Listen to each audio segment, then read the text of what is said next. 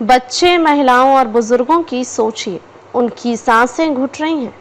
दिल्ली में प्रदूषण के खतरे पर बोले उपराष्ट्रपति धनखड़। उपराष्ट्रपति जगदीप धनखड़ ने शनिवार को कहा कि नागरिक अपने फेफड़ों के साथ साथ शहरों के फेफड़ों का भी ध्यान रखें। दिल्ली और इससे दूर भी पर्यावरण प्रदूषण का खतरा लगातार बढ़ रहा है।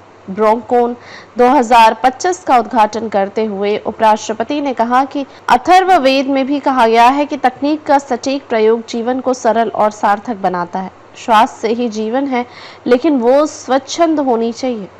हमें अपनी जड़ों की ओर लौटना होगा। उपराष्ट्रपति धनखड़ ने कहा कि हमारा ज्ञान और संस्कृति ही हमारी धरोहर और खजाना है। हमने अपनी जड़ों और की ओर लौटना ही होगा, क्योंकि दुनिया उम्मीद भरी निगाहों से हमारी ओर ही देख रही है।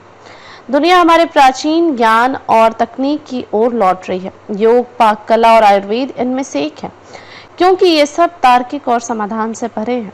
बच्चे, महिलाएं और बुजुर्गों की सोचिए।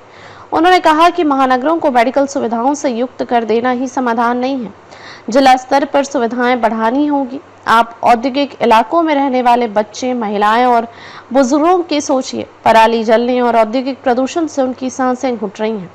समाधान सिस्टमेटिक विकास ही है, अंधाधुंध विकास नहीं। एयर प्योरीफायर समाधान नहीं है। उपराष्ट्रपति धनखड़ ने कहा कि पब्लिक ट्रांसपोर्ट इस्तेमाल करना गर्व की बात होनी चाहिए। ईगो आड़े ना आए।